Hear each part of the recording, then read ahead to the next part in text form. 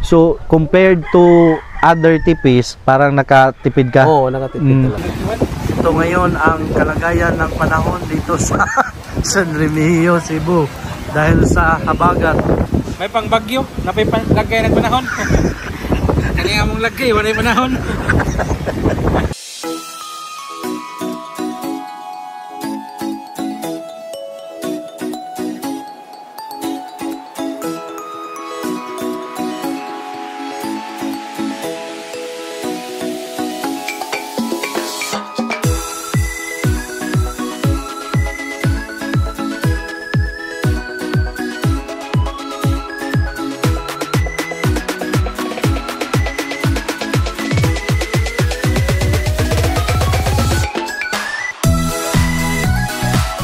Master, kumusta? Hinaot okay ra ka? In today's video, Master, pasyalan natin si Kuya Alfred Mahidlawon of Ava Alfred Game Farm, Alfred Surplus, and Alfred Galvanized Cages.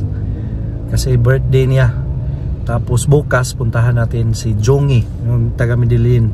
Kasama ko ngayon si Master Clark. Siya yung advisor ng LBC, Lover Boys Club. Wala yung presidente. Wala yung presidente, advisor lang. Honorary chairman.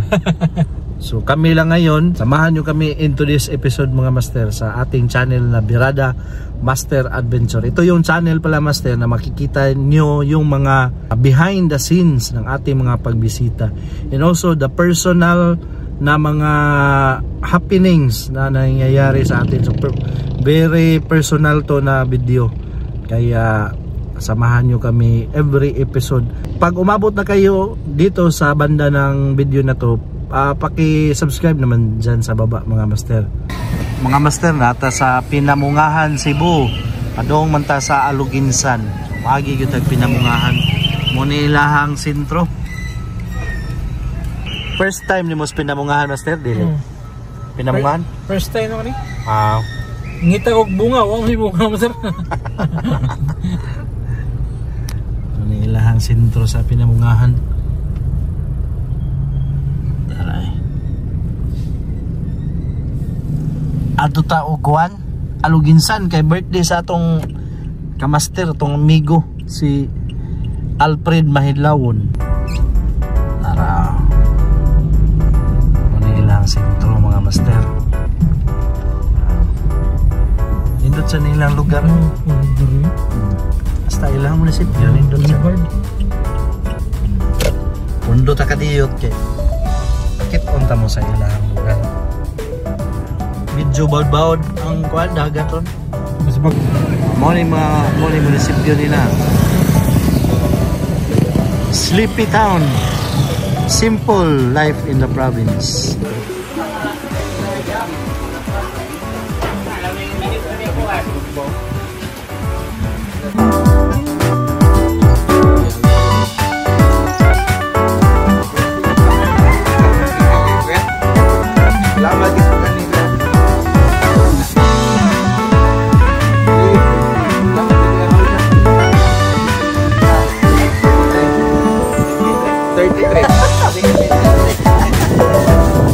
Ang nakalindot ko dan yung plastic. Kalilubihan. Di po mabuak no. Oo, dali sa bibihan. Basi na ni dagan available. Dire, kare mamaligya mo ani? Nagkuha bro. Basi gina mo order. Order lang mo, inalang ko. Akan order dire sa kwan.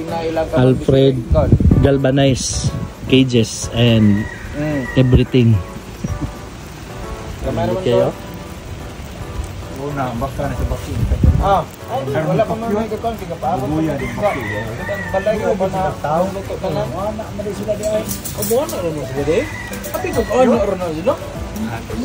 Okay. Gihakot lang mo dres babaw.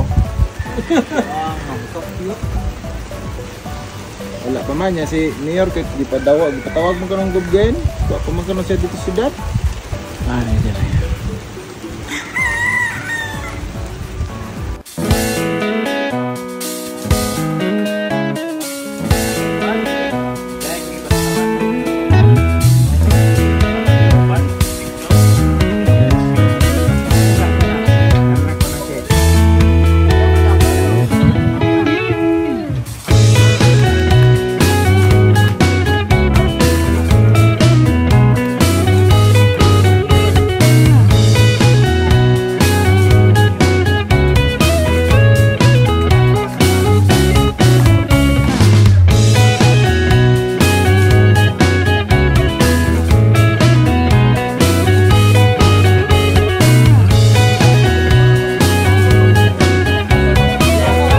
Evening mga master, dumating na tayo ngayon dito sa San Remigio. Dito tayo magpapalipas ng gabi kasi bukas yung interview natin with Chongi. Galing pa po kami ng Aluginsan. Meron tayong dalang manok dito sa likod. Kasama ko ngayon si Master Clark. Grabe yung biyahe namin. Kami lang dalawa Muna ngayon. Dito tayo sa San Remigio Cultural Center. Ito yung parati naming accommodation whenever nandito kami sa San Remigio. Master, nagutom ka na? Oh, gutom na. Gutom na. Ano yung dala mo? Ito, baby pullets from friend of Aluginsan. Aluginsan. So mag-book muna tayo ng kwarto mga master. Try natin kung merong available.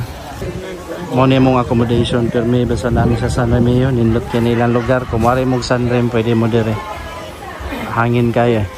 Master, ikaw sa kanya master. Mag-video lang ko. Number niya, signature.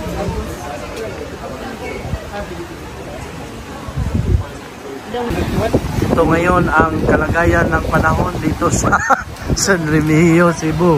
Dahil sa habagat na patuloy na nararanasan. Clark, pasok. May pangkuhan, may pang bagyo, napay lagay ng panahon. Kaya mong lagay, wala yung panahon.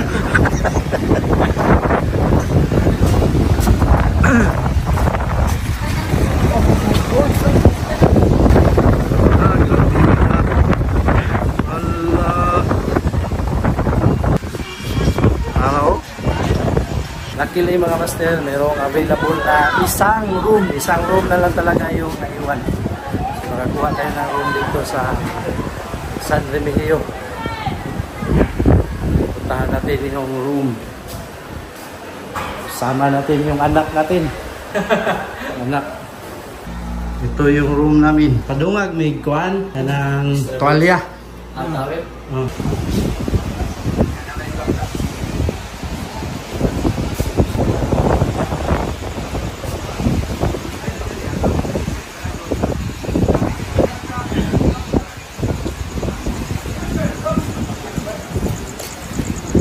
Sa mong gustong ganon?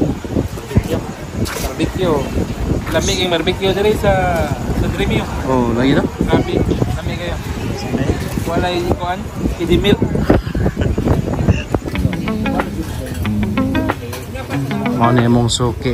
Dahil Salis Barbecue, Lapyahan.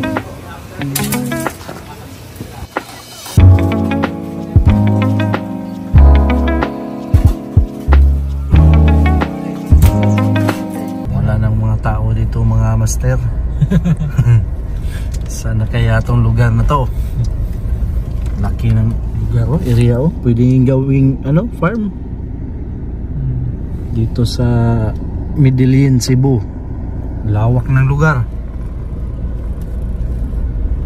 Yan. Oh, may bakod na.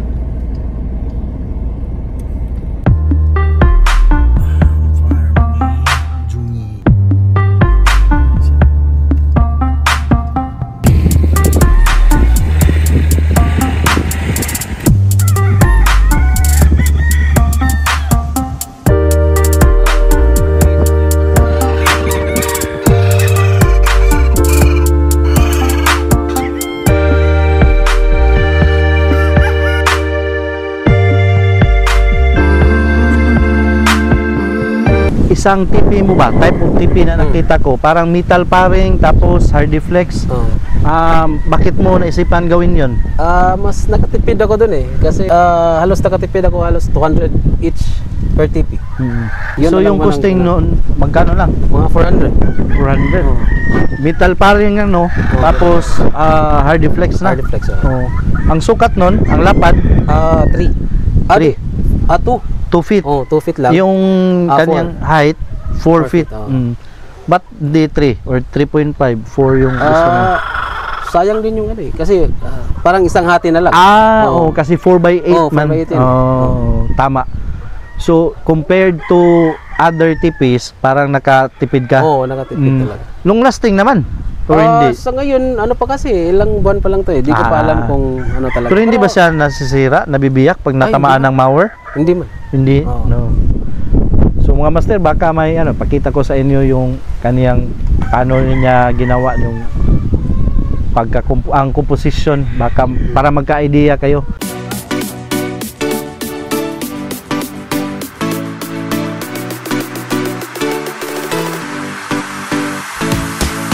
Jogi Hadrake of Tyrell Game Foul, Birada Masters. Master, dali na.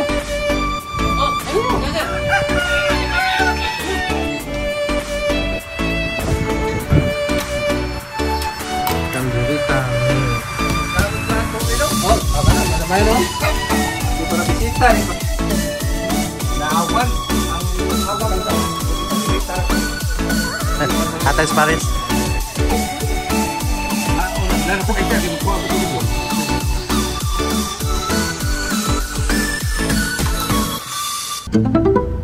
So copyright ito.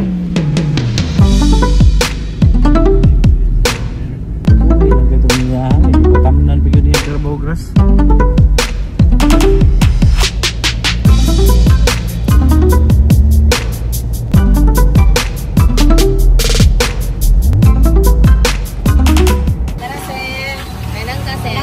Pila init.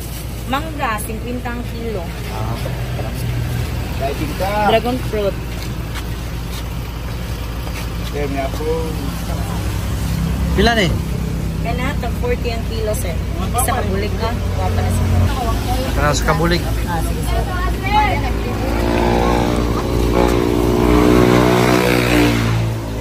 Pila ni? Suka. Suka, sir, 70. Kaning galon? 170. 140. Minus na half kilo, sir. Oh. Yes, 5, boy. 300. Gasa flooring ay. Pwede mo lihok. 170. 170? O 120. Kilo. Hindi, ano sa kabulig. Grabihan ay. Mugisod na gurutan ay. Pila kasi pe, sir? Kana daw, pila na kilo? Ani 55, sir. Gidong ang ipag-usa daw.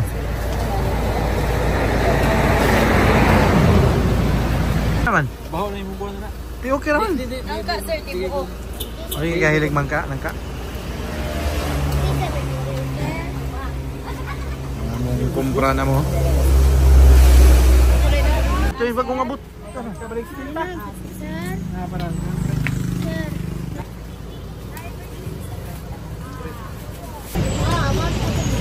Asan yung lugar direte? Bourbon, sir.